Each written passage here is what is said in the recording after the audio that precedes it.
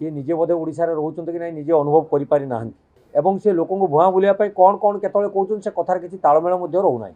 मान्यवर मंत्री महोदय इस्तीफा देवार आवश्यकता रही। आलू जो हटचमट सृष्टि होती दुखर कथा राज्यवासी 50 ରୁ 60 टंका आलू दर दे किणुला बेले मान्यवर विभागीय मंत्री महोदय जो राज्यवासी को विवृत्ति बा प्रेस मीडिया रे विवृत्ति रखुंट सी निजे बोधे ओडिशा रे रहउछन्ते कि नहीं निजे अनुभव करि पारि नाहंती। सी वर्तमान कहउछन्ते आमर आलू उत्तर प्रदेश रु आसुछ।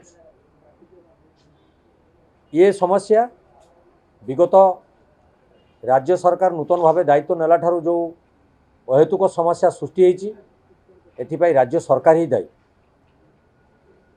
एबे राज्य जो अव्यवस्था सृष्टि होती आलू को नहीं तार विवृत्ति सठिक भाव मंत्री महोदय रखि पारुनांती एवं से लोक भुआ बुलिया कौन कौन केतले कहउछन से कथार किछि तालमेल मध्य रहउ नाही।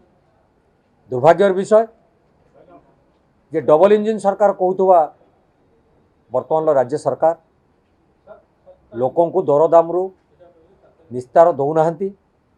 मु आउ पादे आगु जी ये डबल इंजिन नुहे ट्रिपल इंजिन जेतले मंत्री महोदय घोषणा कले जे यूपी रु आलू आसीबो यूपी रे मध्य तांको सरकार अछि तेणु आमे देखिछु दुईटी इंजिन लागिकी बेले बेले माल गाड़ी बुआ जाए आउ भी गोटे गोटे इंजिन मझिर पछरे लगा जाए से धक्का भी मारे। ये तीनटी इंजिन लगी सारा पर यूपी रु आलू आसी पहुँची पारुनी जो द्वारा कि आलूर बर्तमान अवस्था शोचनीय।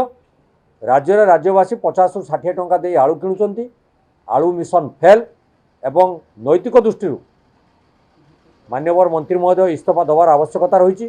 कारण से बारंबार जो विभ्रांतिकर तथ्य गृह उपस्थापन करुँच एवं साधारण खाउटी हतसंत होती से विचार विमर्श कर से निश्चित इस्तीफा दिंतु एवं राज्य सरकार एप्रति जत्नवान हूँ। केवल आलू नुहे आलू ठारू आरंभ कर पियाज ठारू आरंभ कर विभिन्न नित्य व्यवहार्य सामग्री जो अहेतुक दरदाम वृद्धि चली से जत्नवान हूँ।